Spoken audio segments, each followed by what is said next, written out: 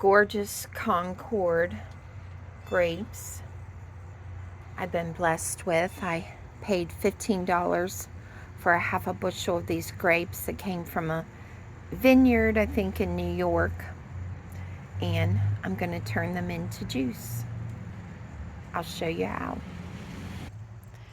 I have left the grapes on their stems and filled this pot with about as much as it can hold.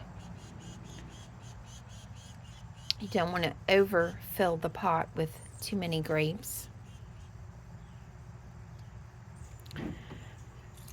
Next, I'm going to add some water. These grapes have been covered with water, and that's all you need to do to make some juice with whatever fruit you're working with. And now my pot is on the stove, and I'm going to bring the grapes covered with water to a boil, which will cause the fiber and the wonderful goodness in the fruit to come out and produce my juice. I have prepared another pot with the grapes that I was blessed with, because it's going to take some time to get the juice made, and so having a second pot on the stove will be helpful. The second pot of grapes I've just covered with water,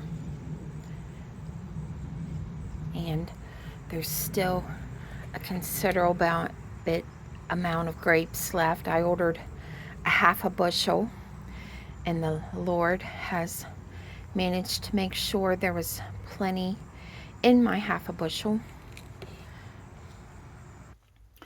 The second pot of grapes and water are on the stove, and hopefully they'll soon be boiling. My first pot of grapes are very much beginning to boil, and they're splitting open and coming off of the stems, and as you can see, there's no longer water in my pot. The grapes are blending and cooking together with that water to make juice. And this second pot is soon going to be looking the same way. It really doesn't take very long to make juice. As soon as the grapes look like they're finished, I'll be removing them out of this pot, but I want to definitely keep it stirred. And I love the aroma that's been filling the house. If you've ever made grape juice, then you already know how wonderful it smells. I'm pretty satisfied with the color of this first pot of juice. So now it's time to ladle the grapes that have boiled out. This is a ladle that a good neighbor gave me years ago. It was hers. It's a really great color, and it's perfect for lifting these grapes. I don't run mine through a strainer, but I'm going to carefully drain that juice back into the pot and ladle the grapes into another. I've gotten my strainer out to strain some of the discard of the grapes that won't be going into the juice, so that this juice will be free of that.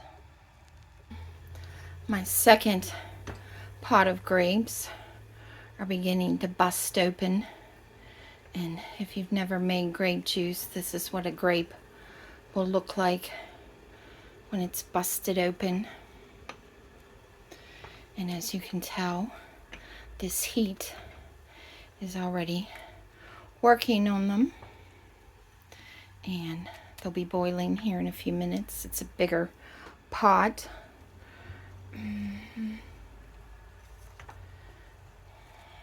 And we're gonna have more juice.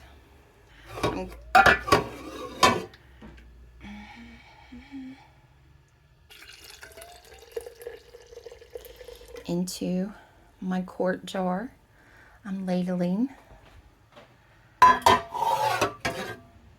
the juice.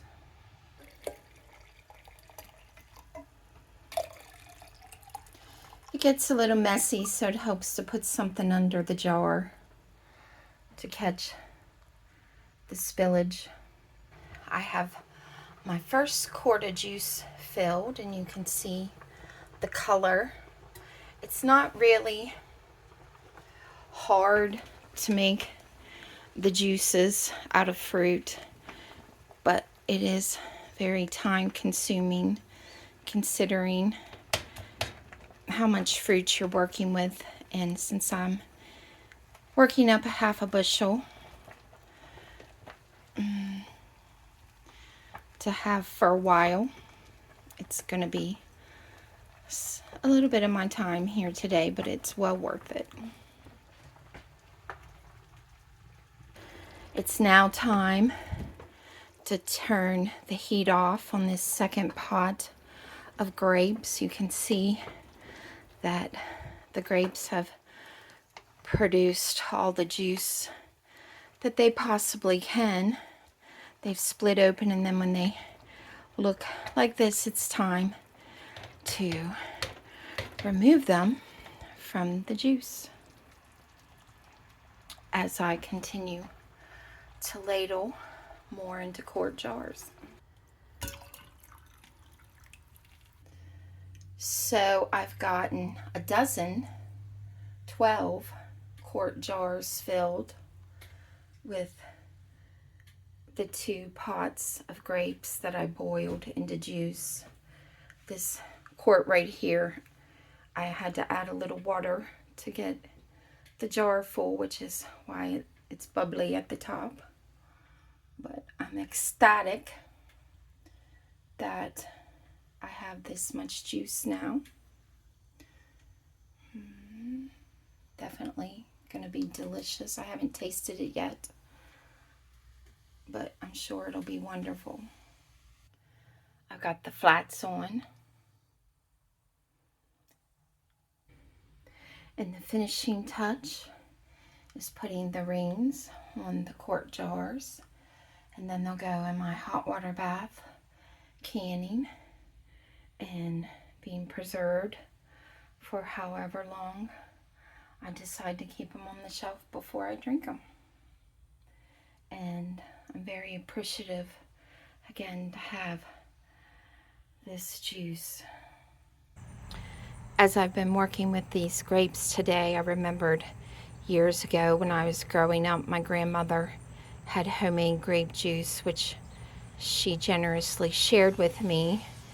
And unfortunately, when I opened the quart jar, I spilt the juice onto her white hutch, and there was a considerable amount of grape juice all over that beautiful hutch. So that was a funny memory that came back to me today that I thought I would share. And this is the last of the half bushel of grapes that I'm going to work up, and I'll leave some of this out to drink fresh and probably turn into some jelly. Thank you, Lord, again for provision.